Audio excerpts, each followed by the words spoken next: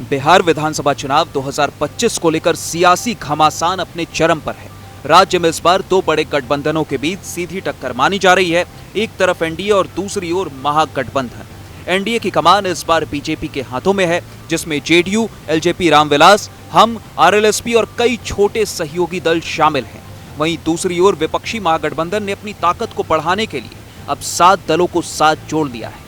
महागठबंधन में RJD, Congress, CPI, CPM, CPIML, VIP और अब आईपी गुप्ता की इंडियन एक्सक्लूसिव पार्टी शामिल हो गई है। यानी विपक्षी खेमे ने एक और नया पत्ता खोल दिया है। पान समाज की राजनीति करने वाले आईपी गुप्ता ने दावा किया है कि उनकी पार्टी को गठबंधन में 3 सीटें मिल चुकी हैं और वो खुद सहरसा सीट से अपनी पार्टी के करनी छाप चुनाव चिन्ह पर लड़ेंगे। आईपी गुप्ता का कहना है कि 3 से 4 सीटों पर उनकी पार्टी के उम्मीदवार राजद और कांग्रेस के सिंबल पर भी मैदान में उतर सकते हैं और इस बार पान समाज इतिहास रचेगा। हालांकि इस पर अभी तक महागठबंधन के बड़े दलों आरजेडी और कांग्रेस की तरफ से कोई आधिकारिक बयान नहीं आया है।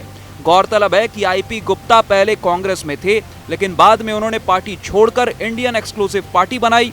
इसी साल अप्रैल में उन्होंने पटना के गांधी मैदान में पान समाज की बड़ी रैली की थी, जिससे वो राजनीतिक चर्चाओं में आ गए। हाल ही में उन्होंने कांग्रेस नेता राहुल गांधी और राजद नेता तेजस्वी यादव से मुलाकात की थी, जिसके बाद उनके गठबंधन में शामिल होने की अटकलें तेज हो गई थी। बिहार में जातिगत समीकरण हमेशा से राजनीति का अहम हिस्सा रहे हैं। राज्य में तांती और तत्वा समाज की आबादी करीब 2% बताई जाती है। ऐसे में अगर ये वोट बैंक एकजुट होता है तो कई सीटों पर हार जीत का अंतर तय कर सकता है। इसी कारण महागठबंधन ने छोटे छोटे समुदायों को जोड़कर बड़ा सामाजिक समीकरण तैयार करने की रणनीति अपनाई है। वहीं एनडीए खेमे में भी हलचल जारी है। भाजपा और जेडीयू के बीच सीट बंटवारे का फॉर्मूला लगभग तय हो चुका है। हम और आरएलएसपी को भी कुछ सीमित सीटें मिलेंगी।